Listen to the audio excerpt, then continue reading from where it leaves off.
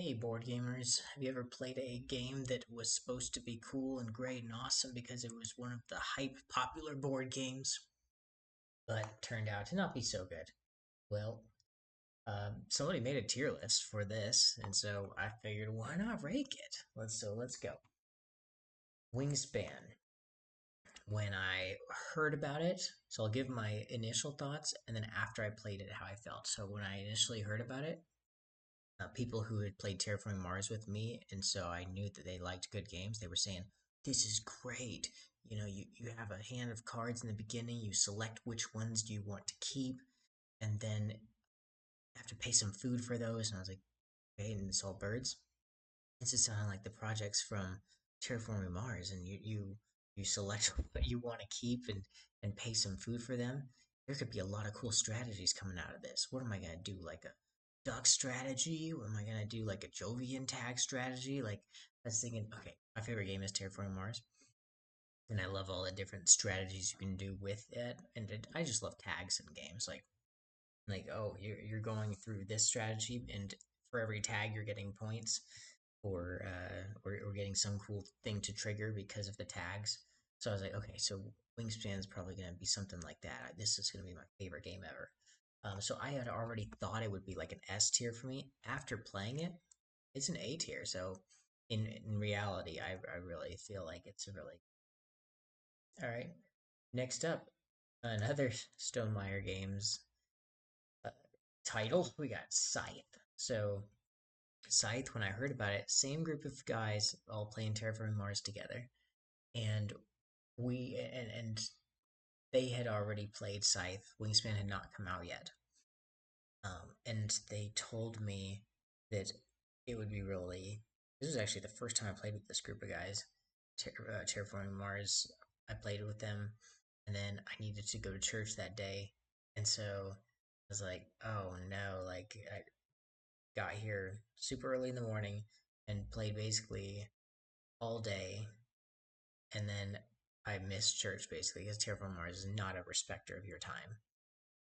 It's like a 4 or 5 hour game, right? And then they said, "Well, just play Scythe before you go. You're gonna not, you're already not gonna be able to make it to church." And I agree. Yeah, I'm not gonna be able to make it to church. Whatever.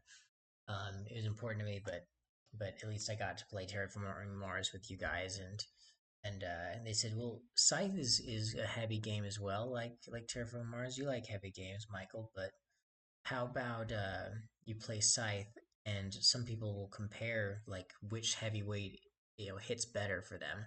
And after playing Scythe, I was like, the first time, I was like, "This is really cool." And all I had once again was a comparison to Terraforming Mars, like just because they were heavy games, um, well liked heavy games. Like both were in the top 10 for Board Game Geek. Um, I think Terraforming Mars has surpassed Scythe in its Board Game Geek rating, and in my own personal rating as well. But I will say, after playing 4 hours of 5 hours basically of Terraforming Mars, using up a whole morning and afternoon, and then just finishing up the afternoon with a hour and a half, 2 hour of Scythe, I was like, okay, yeah, that was great. And I remember driving away, and I was like, Scythe is a heavy game that respects your time.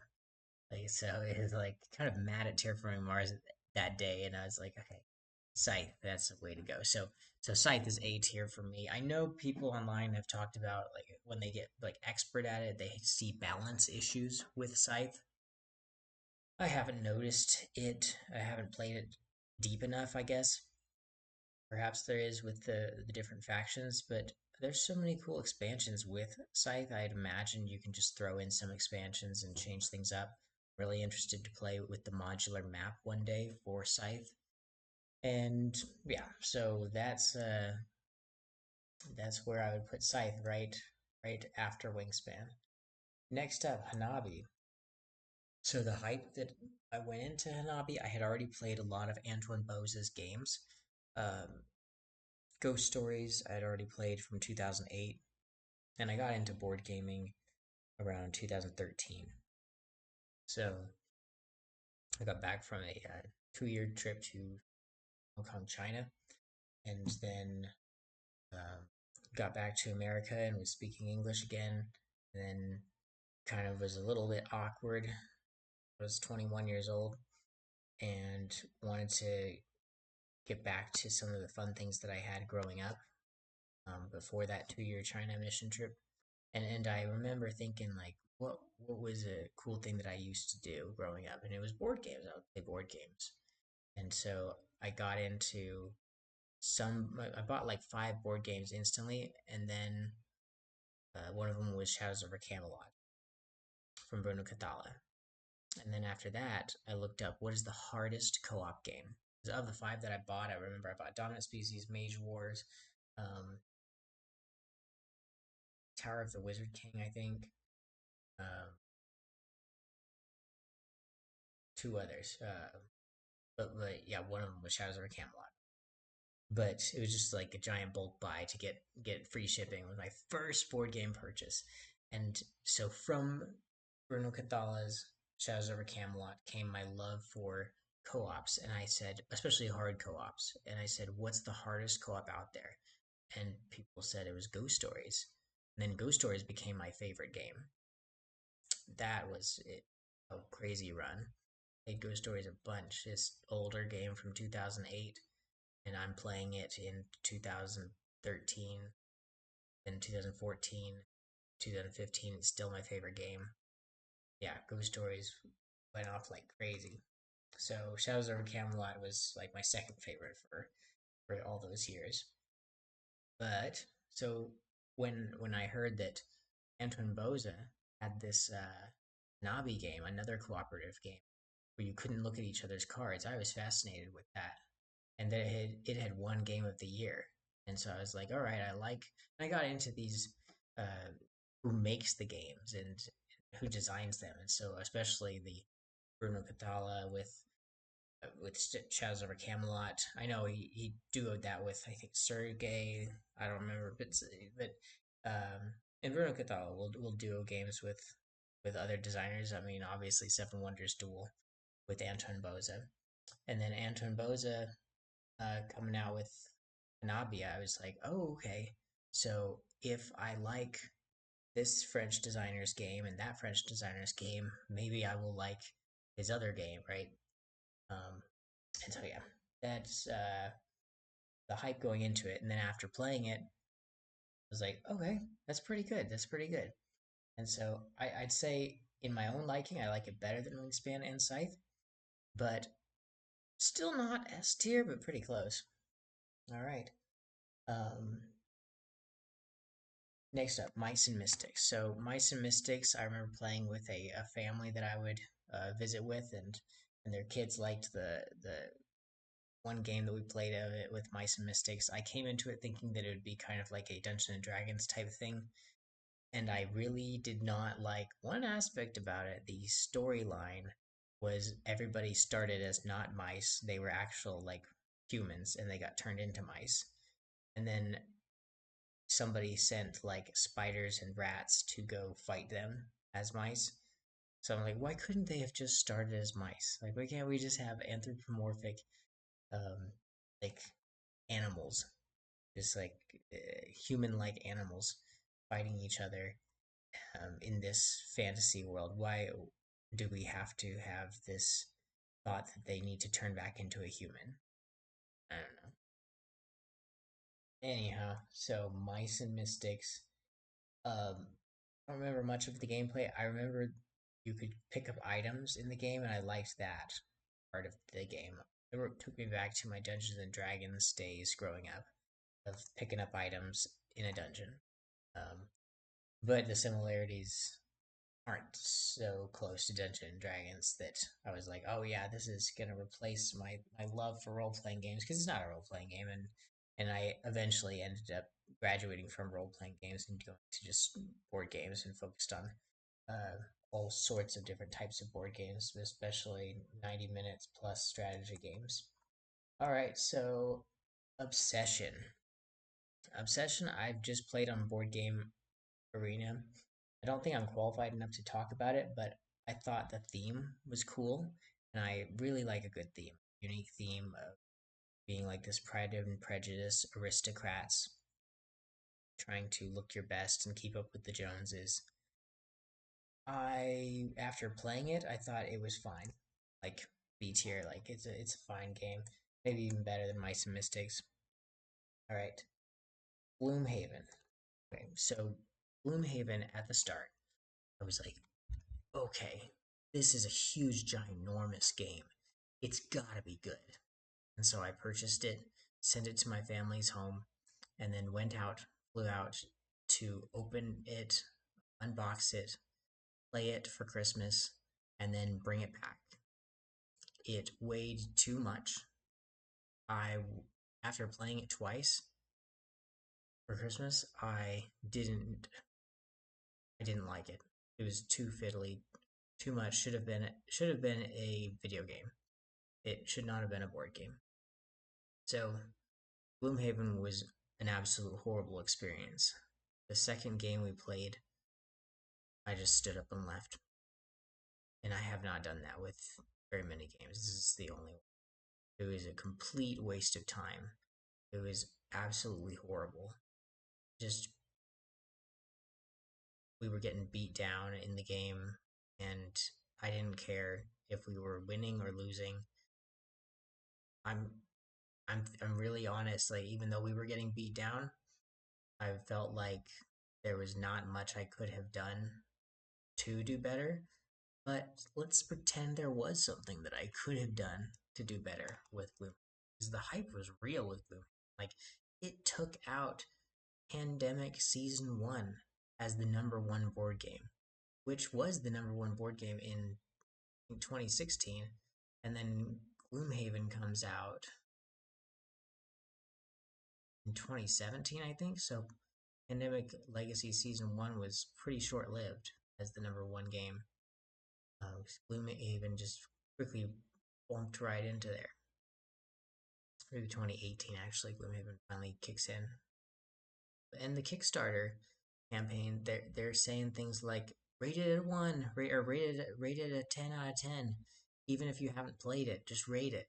And so I'm looking at some of the reviews during 2018 timeframe, 2017 timeframe, and I'm seeing them rating it and putting in the rating like awaiting my copy. Like, so you haven't even played it, and you are the reason. You and everybody else who's rating a 10 are the reason why Pandemic Legacy Season 1 got dethroned, because you just haven't played Gloomhaven. You have a thought of what you want Gloomhaven to be. Played Gloomhaven, and it was horrible. It should have been a video game. That's all my complaints sum up to be. It should have been a video game. Like if you're playing some giant conquest of North Africa or something, and you say it's a work of art, but it really could just be like simulated into a computer program a whole lot better.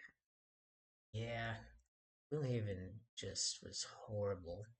So, and then on top of that, I had to fly home, and it didn't fit in the suitcase, and I thought, well, I'm not going to leave this in the airport because I paid $100 for it. And so I end up buying a $25 giant yellow bag to carry it in, because that can be my carry on. So I have to carry Gloomhaven with me onto the plane separately. So it's super hefty and super long game, and every session, whether you win or lose, it doesn't matter. Like, it was like the issue is, if I'm playing Ghost Stories, if I lose, the next time we play the game, I do a little random setup of those 9 tiles in Ghost Stories, and then it's a whole new puzzle, but it's still kind of the same skills that I need to remember to play. But it is a new puzzle where I might need to use some other skills, um, and ultimately you build your skills and you get really good at a game. Okay, and that's the exciting part about it. But Gloomhaven just felt like just a drudge. Like, you just keep building and building and building up your characters and getting these feats, and it was the acquiring of experience in the game, or like in game leveling up, that helps you win. rather than actually your brain becoming better at the game. There may have been some of that, but I only played 2 times, admittedly. But a lot of that was just keep grinding, just like a video game. Like just keep grinding, and you'll level up for yourself. Gloomhaven, oh, that was horrible, and I haven't even said all the worst things about it. But I'll end with this: after spending $125 total, then I end up selling it for $80 because that's the most I could get off of it, and I'm a shrewd seller, so like I was trying to make money off of my purchase, like I usually do, and I couldn't do that with Gloomhaven because nobody cared about that game. Like its resale value was less than what you bought it for. It was not one that everyone was clamoring for, and people should go back in their ratings, and there should be an F tier in this tier list because this was like I was thinking this would be like my replacement for Dungeons and Dragons in a board game form because I loved Dungeons and Dragons growing up. Nah, this was absolutely horrible. I feel like they paid off some of the reviewers for that. Like, there's no way they really liked those games. And you look at the reviews, or the reviewers now who were rating this a 10 out of 10, who were saying it was their number one game. They don't have that now. Those, people have like Cosmic Encounter as their number one for years, and then all of a sudden Gloomhaven comes out and somebody pays them off. I have no idea what happened, but then all of a sudden Gloomhaven shoots up to their number one, and then everybody jumps on board with that. And oh yeah, I've also played Gloomhaven. Gloomhaven's the new thing. It's just like this giant set of code spread across like you know terabytes of information, and then they took all that data and they said let's just cut out pieces of paper and cardboard and make a ginormous thing that barely counts as carry on for an airline. That was bad. All right, photosynthesis. Photosynthesis, when I first heard about it, I thought, oh, this is going to be really cool. Like simulating trees. Does the simulation actually work when I play it? Yes. B tier, it does work.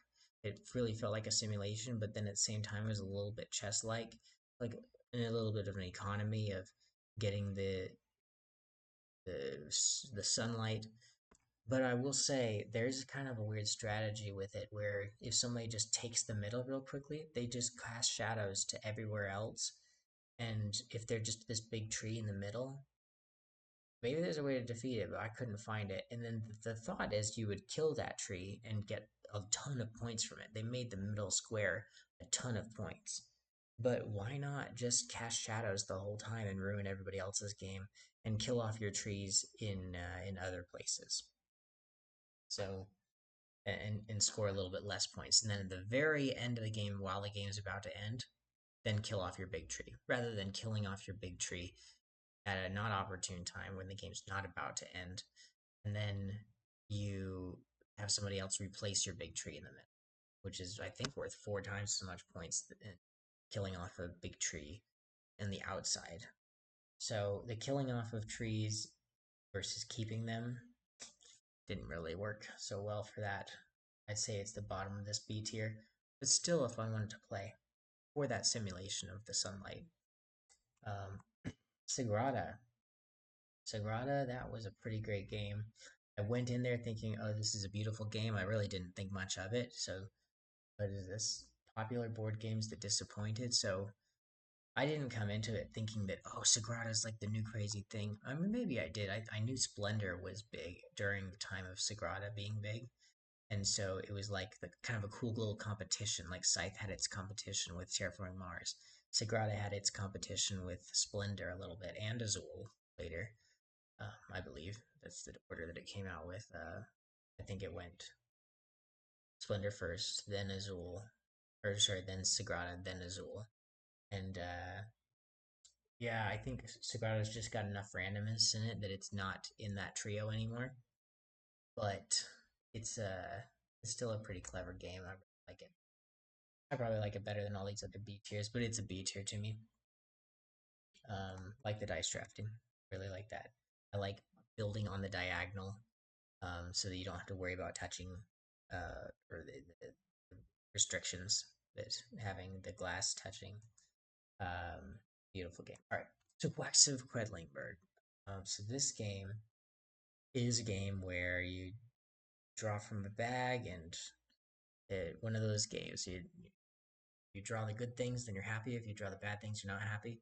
There's a bag builder, so you fill things into that bag, and uh, so I don't like deck builders. I do not like shuffling cards multiple times in a game. I'd rather somebody else shuffle my deck and then me shuffle their deck because I feel like they might be cheating when they shuffle, and I might subconsciously be cheating when I shuffle. I'd rather an online format for any deck builder.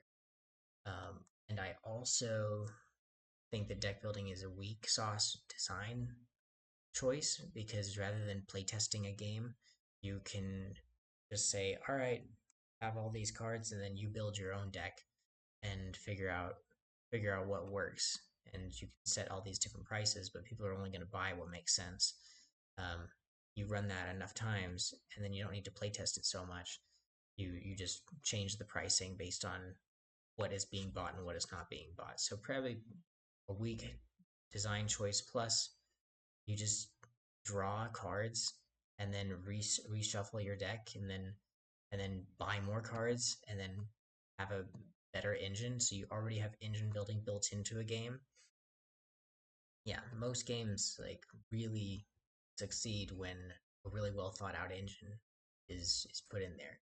Engines need to be balanced. The deck building, like I talked about, is somewhat self balancing because you you both players are buying the cards that are most useful for them. So I'm not a fan of deck builders, but Quacks and so thus bag builders kind of are I'm a little wary of too. Um, and when I played Quacks of Quedlinburg, I was like, well, everybody loves this one, so I'm probably gonna love it. And yeah, it was all right. Like, um, maybe I went into it with the hype thought that it was gonna be a B or an A, and it ended up just being a B. But it is still pretty good. I'd say just under Sigrada. Um, Issues that I have with it is there's a definite runaway leader problem with it. Um, like those rat tails are supposed to be some catch-up mechanism that is not very well hidden. I like it when catch-up mechanisms are hidden in games, but no, that was not well hidden. It's just like you are losing, therefore you get some bonuses. Not a fan of that catch-up mechanism, but it does have a huge runaway leader problem. Once you start winning, you continually. All right, so now you could close up the game when you get 10 spaces ahead of or in points than your opponents, in my opinion. I'm not like super pro at the game, but that's in my experience, maybe 10 times playing Quacks Equipment Break. That's how I feel. I own the game, love it. My wife loves it, so that's a good reason to keep it as well. Horrified. So, Horrified, that is a game. I remember when I bought it, I was like, I am the proud owner of this new co op game. Exciting to own a new co op game, Target. And then I never played it for years. And I was like, oh, okay, when am I ever going to play this game? Just life got in the way, right? And other games got in the way too that I was more excited to play. So it sat on the shelf for a ridiculous amount of time compared to the rest of these. And then when I finally played it, somebody else's copy at somebody else's house, so I still haven't played my own copy. I thought it was all right, just all right. Maybe like B tier. Like I've played some really great co-op games, like I mentioned in the beginning of this video. Horrified was just fine. Like I'm thinking like Ghost Stories, and then Shadows over Camelot, and then like if you do like Trader Shadows over Camelot, if you don't, it's okay. Just do Ghost Stories. If you like All Against One, no hidden stuff. Definitely do Ghost Stories with the third expansion that nobody likes except for me, where one guy plays the bad guy and all the other four players are like pros at the game already, but now they have to face another player who's a pro at the game and changing up how it goes. Oh, yeah. So I can talk all day about co-ops. And then, you get down to like Pandemic, which is kind of cool with the outbreaks happening and thinking through that. But Pandemic maybe gets a little bit boring, so you want to spice it up with some Pandemic Cthulhu, but it's not as good of a game, but it is a little bit different. So I like them both about the same, even though I recognize Pandemic Regular is probably a better game than Pandemic Cthulhu. Um, I feel like Horrified's kind of like a shakeup like that, like a little bit of like a like each of these guys move in a different way, and I know, bold statement. Horrified is exactly like Pandemic Cthulhu. No, that's not what I'm saying. I'm just saying, like, it reminded me of just bad guys do bad things on their turn, good guys do good things on their turn, and the bad guys are different, so that's exciting, and you have to deal with the different puzzles of the different bad guys. Sure, it's fine, but it's like a B tier. Ink and Gold. I heard that it was going to be a really good push your luck game, and I had already played what was it, that game where you go up in balloons. There was a push your luck game, and as a team, but it's not a co-op. And then last person in the balloon maybe gets a lot of points if they stick around. Ink and Gold. I thought that was better than that game. I forgot about that Sky game or whatever it was. That's still on Board Game Arena. I think I haven't played that Sky game in a while. Ink and Gold is a better push your luck game in my opinion. It's one of the best push your luck games. So yeah, I'd say that's probably the best of this B tier. Still a B tier, but yeah, Hanging Gold's just so great. You just grab your meeple if you have the meeples and you say, I think I will stay. And then you drop your meeple out there. Or you open your hand and there's no meeple there. Or you say, I am getting out of here. And you drop it and the meeple was in your hand. And it's really exciting when everybody puts their hands in and then everybody dropped and everybody got out. And so you all fight over the treasure as you go back. Or when one person didn't drop them. Oh, you think that it's good to stay? You realize there's snakes and spiders in this temple. You sure you want to keep collecting ink and gold? Yeah, that's an exciting one. Very good beat here.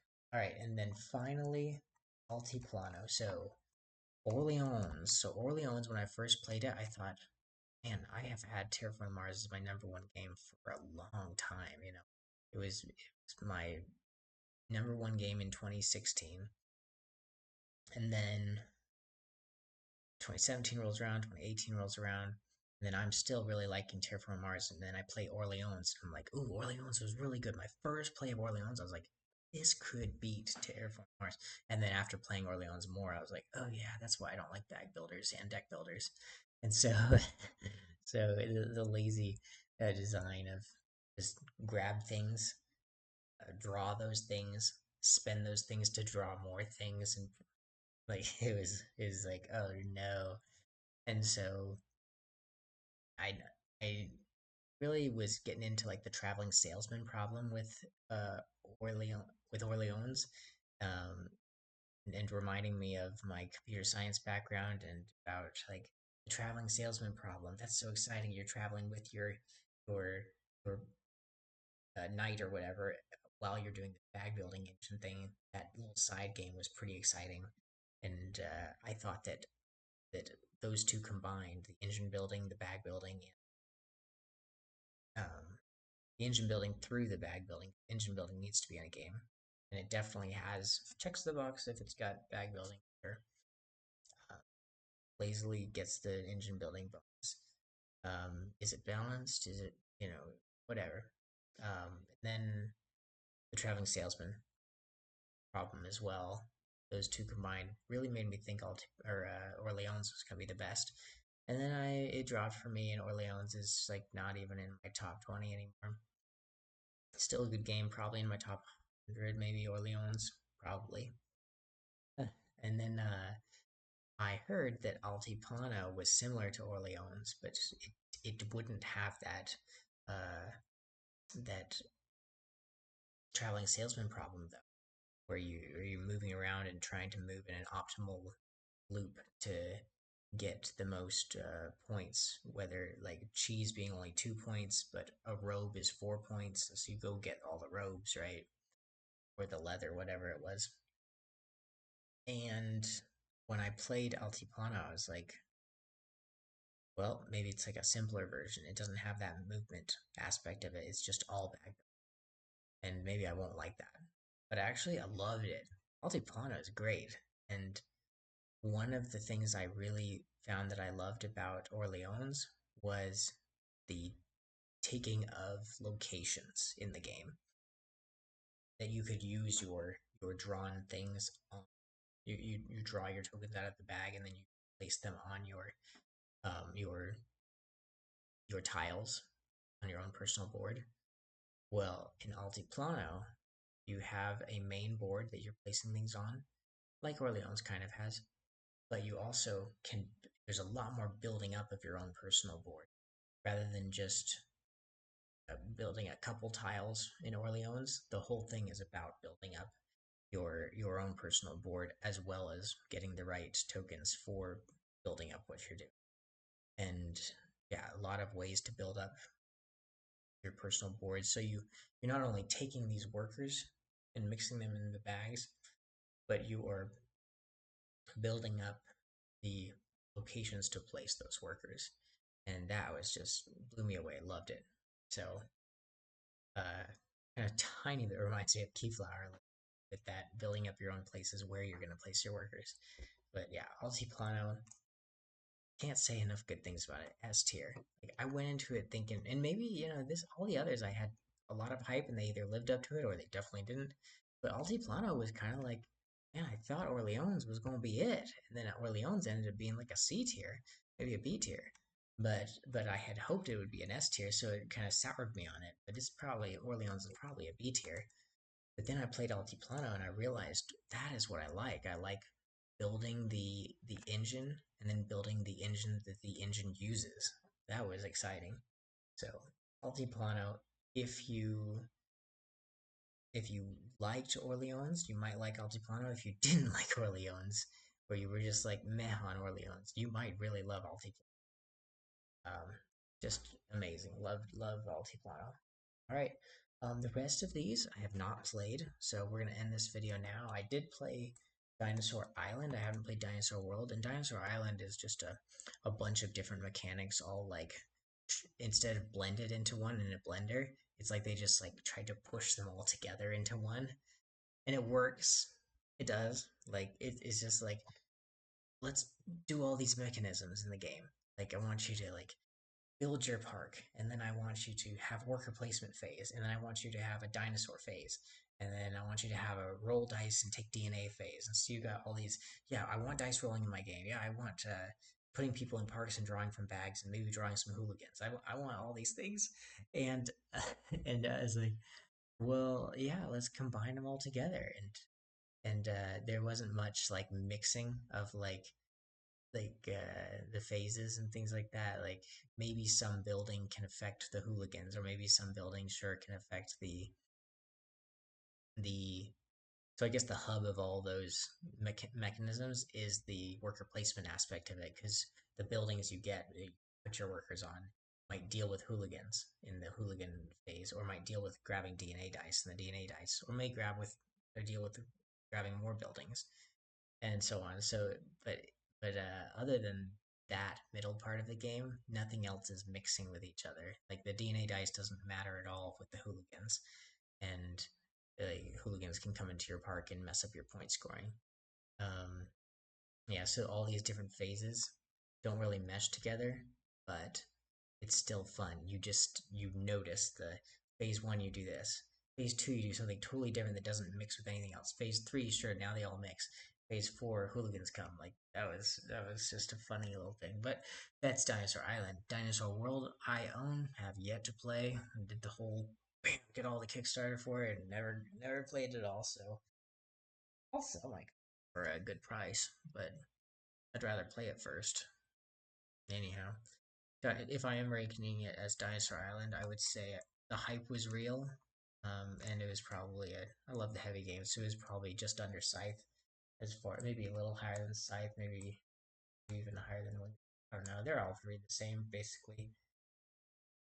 Wingspan and Scythe I recognize as definitely better design games, but the fun factor of the dinosaurs and stuff is very, very exciting with I mean, if I was playing like a tournament type of thing, I think the winner of a Wingspan tournament is definitely like the winner. The winner of a Dinosaur Island thing could have just not drawn any hooligans and won the game.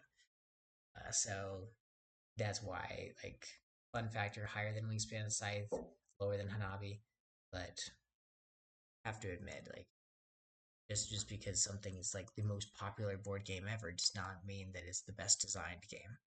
And so watch your hype. Ultimately, watch your observations of a game before you go into playing it. And if you think that a game is going to be bad, it might end up being really good, and then you're gonna personally bump it up more. I've found, at least for me. And if you think a game's going to be amazing, when really it's only kind of like a little bit less than meh, then it is actually the worst thing ever because it let you down so bad. And I hope I don't let you guys down with this long video, but thank you so much for watching and for staying through this whole thing. Please comment below on any popular games that disappointed you in your time playing board games. Thank you so much for watching. As always, take care.